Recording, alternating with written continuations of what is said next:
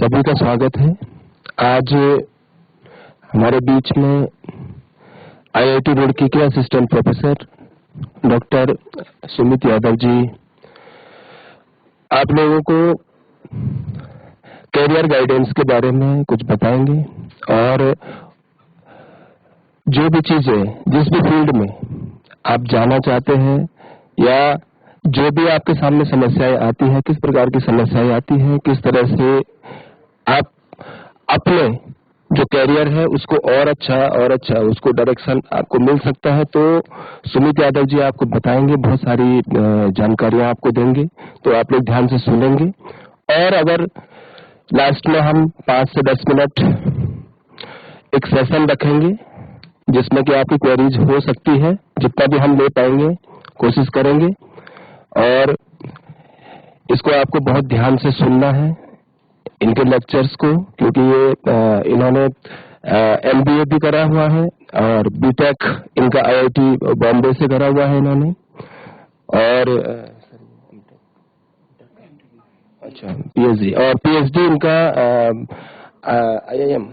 IIM से इन्होंने करा हुआ है। तो आप लोग थोड़ा सा केयरफुली इन्हें सुने और अपने बेहतर भविष्य के लिए कि आप क्या कर सकते हैं, आप लोगों को डॉक्टर साहब जानकारी देंगे। नेक्स्ट डॉक्टर साहब। नमस्कार, मैं सुमित कुमार यादव हूं। मैं भारतीय प्रौद्योगिकी संस्थान रुड़की में सहायक प्राध्यापक के पद पर नियुक्तित हूं और मैं आज आपके साथ कुछ करियर गाइडेंस को लेके अपने विचार व्यक्त करूंगा। मेरी पढ़ाई इंजीनियरिंग में रही है और उसके बाद मैंने मैनेजमेंट में डॉक्टरेट हासिल की और फिर मेरे को करीब 3-4 साल हो गए हैं भारतीय प्रौद्योगिकी संस्थान, जो कि फेमसली आईआईटी के नाम से जाना जाता है, उसमें अपनी सेवा अर्पित करते हुए। तो मैं कुछ अपने व्यक्तिगत विचार प्रकट करूंगा। आप उनसे सहमत भी हो सकते हैं, असहमत भी हो सकते हैं, वो आपकी इच्छा है। बस क्योंकि मैं आपसे थोड़ा सा ज्यादा अनुभवी हूं तो मेरे विचारों को ध्यान से सुन लीजिएगा और थोड़ा गौर कीजिएगा बस जी। ओके, तो करियर प्लानिंग, जैसा कि मैं स्क्रीन पे देख पा रहा हूं, आप जनरली 6 से 12th क्लास के छात्र छात्राएं हैं। तो मेरे हिसाब से ये बहुत जल्दी है आपके लिए करियर को बहुत सीरियसली लेना। अभी जो आपकी उम्र और जिस लाइफ के जिस स्टेज पे आप हैं, आपको फोकस करना चाहिए कुछ वैल्यूज, एटीट्यूड्स अपने अंदर विकसित करना, जो कि आप कुछ भी करियर पाथ अगर चुनते हैं उसमें आपके लिए बहुत बहुत सहयोगी होंगे। तो मैं रादर देन को ये करियर पाथ लिए, क्योंकि करियर पाथ तो जैसा कि हम सब जानते हैं, इंजीनियरिंग हो गया, मेडिकल हो गया, ये बहुत ही स्टैंडर्ड करियर पाथ हैं जो हमेशा से चले आ रहे हैं। बस इनमें थोड़ा बहुत बदलाव होता रहता है। आजकल और काफी नए करियर पाथ भी आ गए हैं, जैसे फोटोग्राफी हो गया, वीडियोग्राफी हो गया, जो काफी पॉपुलर हो गए हैं। और कई नए खेलों में भी इन जनरल रुचि काफी बढ़ रही है, तो वो भी एक अच्छा करियर पाथ है। लेकिन जो भी करियर पाथ आप लें, उसमें कुछ एटीट्यूड्स और वैल्यूज होने अगर आपके अंदर हैं तो काफी हाई चांसेस हैं कि आप उसमें सफल होंगे। तो मैं रादर देन को ये करियर पाथ के बारे में बताने की बजाय मैं उन वैल्यूज और एटीट्यूड्स के बारे में बात करूंगा। तो चलिए शुरू करते हैं। तो ये तस्वीर अगर आप देख पा रहे हैं तो ये है टेनिस के जाने माने खिलाड़ी नोवाक जोकोविच। तो इसके माध्यम से मैं आपको वो एक स्टेटमेंट कहते हैं, पावर ऑफ विजुअलाइजेशन, उसके बारे में बताना चाहूंगा और ये कैसे बहुत ही इम्पोर्टेंट है सफलता हासिल करने के लिए। तो नोवाक जोकोविच जो हैं, ये अभी हाल में ही इन्होंने 24 ग्रैंड स्लैम खिताब जीते हैं, जो कि टेनिस में बहुत बड़ी उपलब्धि है। और ये जब छोटे थे तो इनका पूरा देश में काफी जंग वगैरह चल रही थी, तो इतने फेवरेबल एनवायरनमेंट नहीं था कि बहुत आराम से जो चाहें वो पालें। लेकिन उसके बावजूद इनका दिलचस्पी थी टेनिस में। और फिर ये बताते हैं कि जब वे बहुत छोटे भी थे तब ये ऐसे विजुलाइज करते थे कि मैं वो दुनिया के सर्वश्रेष्ठ टूर्नामेंट में खेल रहा हूँ और वहाँ जीत रहा हूँ, और वो प्रैक्टिस ये आज भी फॉलो करते हैं। और इनके हिसाब से वो काफी इनके लिए हेल्पफुल है। और बस यही नहीं, काफी और सक्सेसफुल लोगों का भी यही राय है कि वो विजुअलाइजेशन को इनकलकेट करते हैं। तो जैसे आपकी स्टेज में आप इसको कैसे कर सकते हैं? मान लीजिए आप कोई कॉम्पिटिटिव एग्जाम की तैयारी कर रहे हैं, तो ऐसे ही बस अपने घर की दीवार पे एक पेपर पे बना के लिख दिया कि मैं तो इसमें सफलता हासिल करना चाहता हूँ, ये मेरा उद्देश्य है। और डेली उसको देखने से और उसके बारे में सोचने से कि हाँ मैं सफल हो गया तो मैं ये करूंगा, मैं ये हो गया तो मैं ये करूंगा। मान लीजिए आप पायलट बनना चाहते हैं, तो आप अपने आप को इमेजिन कर रहे हैं कि आप एक प्लेन के अंदर चला रहे हैं, वो फाइटर जेट हो सकता है, वो पैसेंजर्स को ले जाने वाला प्लेन हो सकता है। तो पावर ऑफ विजुअलाइजेशन से डेफिनेटली बहुत सहायता मिलती है। इसके आगे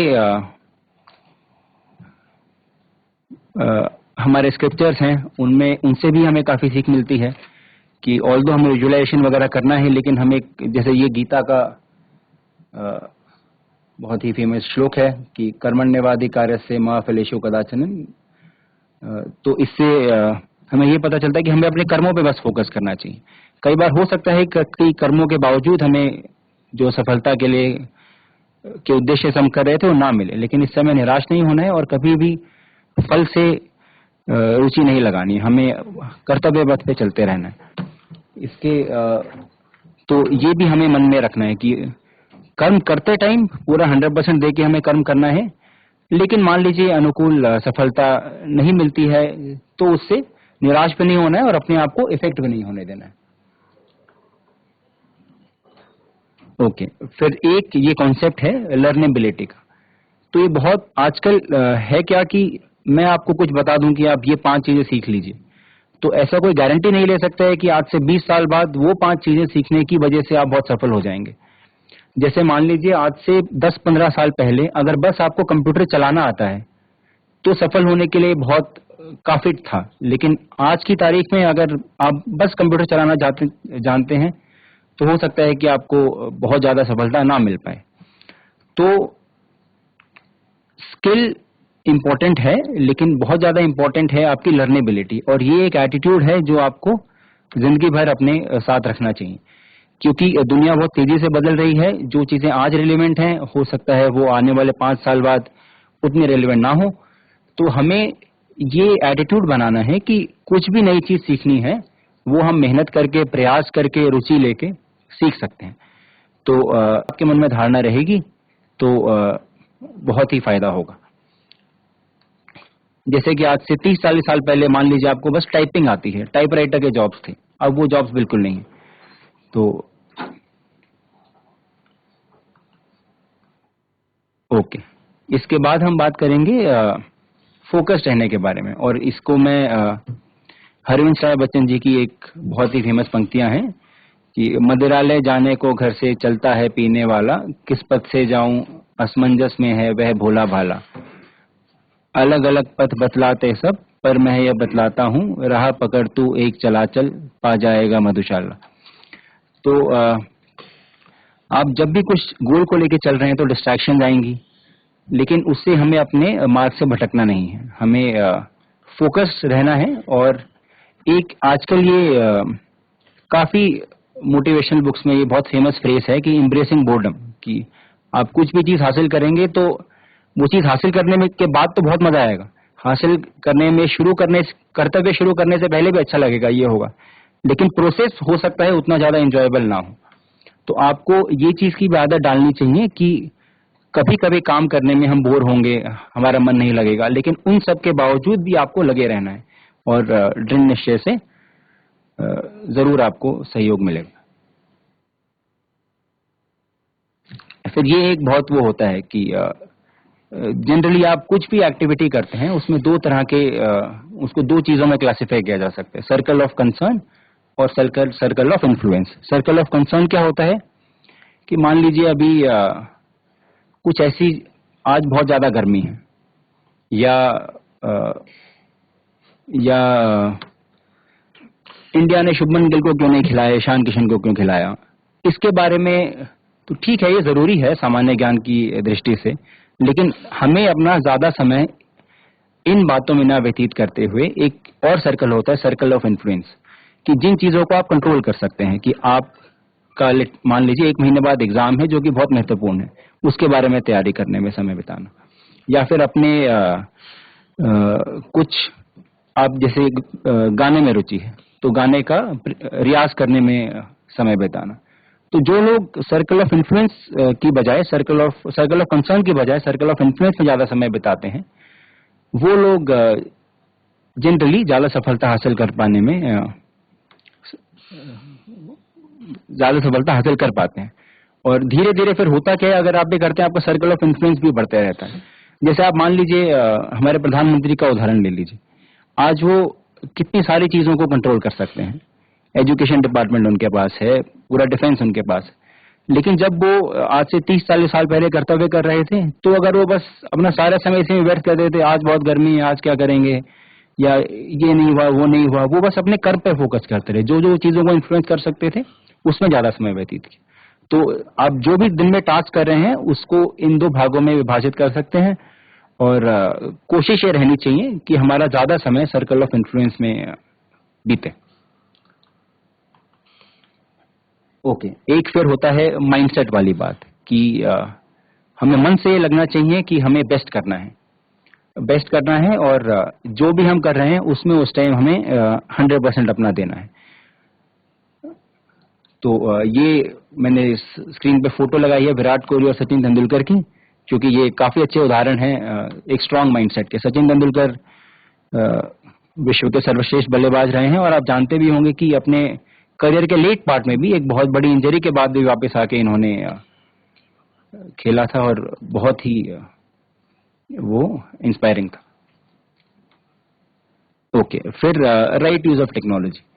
आज से 15 साल पहले क्या था कि मान लीजिए कोई बच्चा गांव में है और कोई बच्चा शहर में बहुत अच्छे स्कूल में पढ़ रहा है, उनके बीच बहुत ज्यादा अंतर होना स्वाभाविक था, क्योंकि गांव वाले बच्चों को उतना एक्सपोजर नहीं मिल पाता था जो एक शहर वाले बच्चे को लेटेस्ट से मिल पाता है।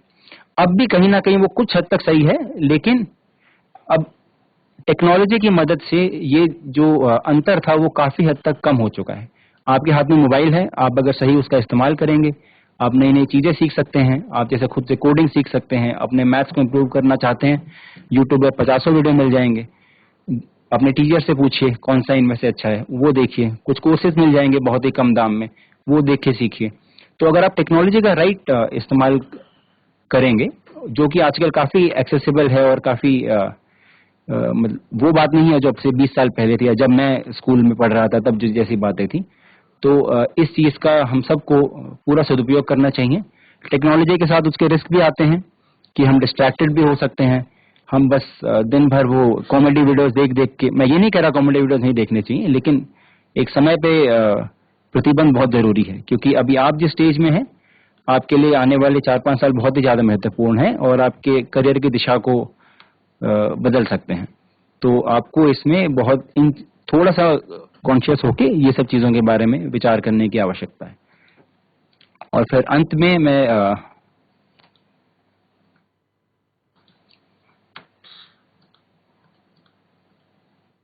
बस इसके बारे में कहना चाहूंगा कि अपनी फिजिकल हेल्थ पे भी बहुत ध्यान रखना, क्योंकि कोशिश करके खेलों में रुचि लीजिए, सैर पे जाइए, और मेंटल हेल्थ बहुत ज्यादा जरूरी है। मेंटल हेल्थ से ही अगर आपको प्रोलॉन्ग सक्सेस चाहिए, प्रोलॉन्ग हैप्पीनेस चाहिए, तो उसके लिए मेंटल हेल्थ सबसे ज्यादा जरूरी है। क्योंकि आप अगर अल्टीमेटली हम कुछ भी चीज किस लिए कर रहे हैं, ताकि समाज में, हमारे परिवार में, हमारे मन में खुशी बढ़े। तो कभी भी निराश होकर मान लीजिए आपने किसी चीज के लिए कुछ करा और वो चीज नहीं हासिल हो पाई, क्लास में 40 बच्चे हैं, सब भी मेहनत करेंगे तो एक ही फर्स्ट आएगा। इसका ये मतलब नहीं है कि जिसका 15वां रैंक है वो दुखी हो जाए या फिर वो नकारात्मक सोचने लगे कि नहीं मैं तो अच्छा नहीं हूं, मैं तो वो नहीं हूं। तो उसको उस टाइम पे ये देखना है कि ठीक है, मैंने उस टाइम पे प्रयास करा, मेरे हिसाब से नहीं आया और मैं लगे रहूंगा। तो एक हार्वर्ड में भी बहुत फेमस स्टडी हुई थी जिसमें उन्होंने कुछ 500-600 लोगों को उनके बचपन से लेके उनके एंड ऑफ करियर तक कि कौन सा फैक्टर है जिससे जो सबसे ज्यादा ये बताता है कि इंसान सफल होगा या नहीं होगा। तो उन्होंने ये पाया था कि डिटर्मिनेशन सबसे इम्पोर्टेंट फैक्टर था कि आप कुछ चीज करना चाहते हैं और आप उसको बहुत लंबे समय तक करते रहते हैं। इसमें उनकी इंटेलिजेंस, उनका एप्टीट्यूड ये सेकेंडरी हो गए थे। तो अपने मन में साहस, इस चीज अपने मन में भी आपको साहस लाने की बहुत ज्यादा आवश्यकता है और मेंटल हेल्थ पे तो ध्यान रखना ही है। तो इन विचारों के साथ मैं अपनी स्पीच को विराम दूंगा और अगर अभी कुछ सवाल हैं तो अभी धन्यवाद डॉक्टर साहब। आप डॉक्टर सुमित कुमार जी हैं जो कि प्रेजेंट में जो है आप IIT रुड़की में प्रोफेसर हैं और आपने आज बच्चों को जो बताना था मेनली ये था कि बच्चे किस तरह से आगे बढ़ सकते हैं, किस तरह से अपना कैरियर चुन सकते हैं, कैरियर बनाने में उनको किस तरह से कंसंट्रेट होना है, अपनी मेंटल हेल्थ है, फिजिकल हेल्थ की बात कर रहे थे, कंसंट्रेशन की बात कर रहे थे, एक गोल फिक्स करना है आगे बढ़ने के लिए। तो ये सब आपने किया, बहुत बहुत धन्यवाद आपका। मैं एजुकेशन डिपार्टमेंट की तरफ से आपको थैंक यू बोलता हूं कि आपने बहुत अच्छे से जो है बच्चों को बताया हुआ है। ये बच्चा कौन सा स्कूल है भाई सामने? GIC BGT Sitarganj. जरा माइक लो बेटा अपना, तो BC जरा माइक लीजिए।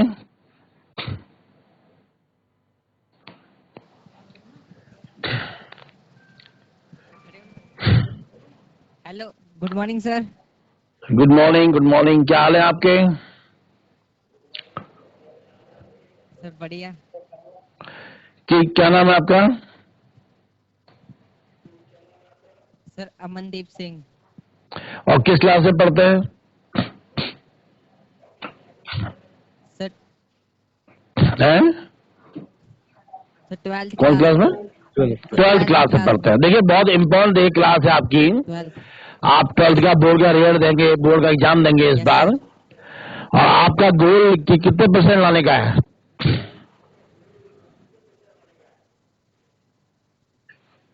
सर 90%। 90% आप लाना चाह रहे हैं, तो 90% लाने के लिए आपने क्या बताया अभी? प्रोफेसर साहब ने क्या बताया आपको? क्या होना पड़ेगा आपको? एकाग्र होना पड़ेगा, बताया ना। और आप कुछ पूछना चाहते हैं डॉक्टर साहब से?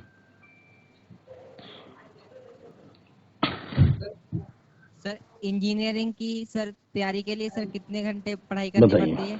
नहीं, वो हर बच्चे के लिए अलग अलग जवाब होगा इसका। और आपकी जो मतलब मान लीजिए आप 12वीं क्लास में हैं, तो मान लीजिए आप अभी तैयारी शुरू कर रहे हैं और कोई बच्चा है वो 11वीं से शुरू कर रहा है, तो डेफिनेटली उसके तुलना में आपको ज्यादा ही मेहनत करनी पड़ेगी। लेकिन जितना आपसे हो सके बिना बहुत ज्यादा एक्स्ट्रा स्ट्रेस लिए, थोड़ा सा तो एक्स्ट्रा स्ट्रेस लेना ही पड़ेगा, वरना बस सो के तो नहीं काम चलेगा। लेकिन जैसे आप स्कूल जाते होंगे तो स्कूल के अलावा मेरे अनुमान में 5-6 घंटे अगर आप दे पा रहे हैं तो ठीक है, लेकिन आपकी अपनी उसके हिसाब से आपको देखना पड़ेगा। इसका कोई एक स्टैंडर्ड आंसर नहीं हो सकता है। ठीक है जी। Thank you. और कोई बच्चा जिसे कोई बात करनी हो? अच्छा, एक स्कूल देखिए ऊपर आगे, श्यामकोट अटल उत्कृष्ट विद्यालय श्यामकोट। देखिए लड़कियां बैठी हैं आगे से, काफी बच्चियां बैठी हुई हैं। आप लोग बात करनी है बेटा?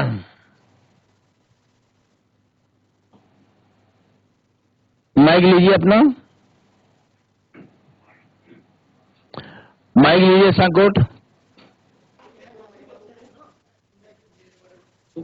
सर थोड़ा IIT के बारे में बता दो। IIT में एडमिशन के बारे में कि IIT के बारे में? सर थोड़ा उससे रिलेटेड कुछ प्रिपरेशन, उसके लिए हमें क्या क्या प्रिपेयर करना पड़ेगा? अभी आप कौन सी क्लास में हैं? प्रिपेयर होना पड़ेगा IIT के लिए। अभी आप कौन सी? 12th class. जी। 12th तो में 12th। हाँ जी। तो अगर आपने ऑलरेडी तैयारी शुरू नहीं करी है तो भी निराश होने की कोई जरूरत नहीं। आईआईटी में बहुत तरह के प्रोग्राम होते हैं, एक होता है बीटेक, फिर एमटेक, पीएचडी। तो अलग अलग स्टेजेस में आप एडमिशन ले सकते हैं। और कभी भी लाइफ का गोल मेरे उस हिसाब से ये मत रखना कि एक संस्थान में एडमिशन लेना है, क्योंकि मेरे विचारों में ये हमारे थोड़ा सा वो है, जैसे हमारा न्यूज चैनल दिखाते हैं कि उनको लगता है कि अगर एक एग्जाम में टॉप कर दिया तो वो सफलता हो गई। सफलता मेरे हिसाब से वो नहीं है। सफलता है कि उसके बाद आपने क्या कर लिया। कि मान लीजिए आपकी किसी एग्जाम में फर्स्ट रैंक आ गई, इंजीनियरिंग ही नहीं कुछ और में, मैनेजमेंट में आ गई, आईएएस में वरना फर्स्ट आ गई, तो वो अपने आप में सफलता नहीं होती है। सफलता होती है उसके बाद आपने आने वाले 30-40 सालों में किस तरह से समाज के लिए कंट्रीब्यूशन करा। तो हमेशा अपना दिमाग उसी तरह से रखना कि भाई मुझे यहाँ जाके ये कुछ कंट्रीब्यूट करना है। ठीक है, तो एडमिशन तो आप ले सकते हो, ठीक है, वो करियर के नजरिए से बहुत ज्यादा इंपॉर्टेंट है एक अच्छी जगह एडमिशन लेना, लेकिन मन में एडमिशन को एंड गोल मत बना देना, वरना फिर होगा कि आप एडमिशन भी ले लोगे, उसके आगे आगे जाके आपको मेहनत करने का कोई मोटिवेशन नहीं बचेगा। ठीक है, तो अब एग्जाम वो तो काफी विस्तार का डिस्कशन हो जाएगा कि कैसे एडमिशन लेना है क्या है, तो वो कभी और हम उस पर बात करेंगे। लेकिन एग्जाम्स होते हैं, अलग अलग एग्जाम्स की अलग तरह से तैयारी होती है, वो डेफिनेटली आपके स्कूल टीचर्स भी गाइड करने में सक्षम है, तो उनकी भी आप हेल्प ले लीजिए। ठीक है, चलिए, थैंक यू, बहुत बहुत धन्यवाद। देखिए डॉक्टर साहब ने देखिए बड़ा अच्छा बताया है कि आप जो है एक इंस्टीट्यूट में एडमिशन लेना अपना गोल न समझें, बल्कि अन्य बातों में आप अपनी तैयारी आपने करें। बड़ा अच्छी देखिए बात है। और चूंकि आप लोगों का भी अब इंटरव्यू का शायद समय हो रहा है, जहां तक मेरा ख्याल है, तो आज की हम डिस्कशन यहीं पर समाप्त करते हैं। धन्यवाद देते हुए डॉक्टर सुमित कुमार साहब को, जो कि असिस्टेंट प्रोफेसर हैं आईआईटी रुड़की में, आपका बहुत बहुत धन्यवाद। और बच्चों, आप अगली बार भी हम आपके कैरियर गाइडेंस के लिए हम यहाँ से व्यवस्था आप ही कर रहे हैं। बहुत जल्दी हम बहुत अच्छे जो वक्ता होंगे, बहुत अच्छे जो काउंसलर्स होंगे, उनको आपके सामने लाएंगे। और डॉक्टर साहब से बाद में रिक्वेस्ट करेंगे एक बार और भी हम बच्चों से मुखातिब होंगे। बहुत बहुत धन्यवाद सारे बच्चों का और हमारे डॉक्टर साहब का। Thank you. मुझे आने में लेट हो गया, एक मीटिंग में था ना।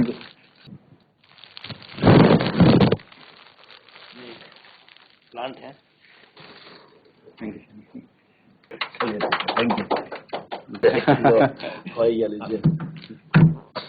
ये भी आपके लिए है।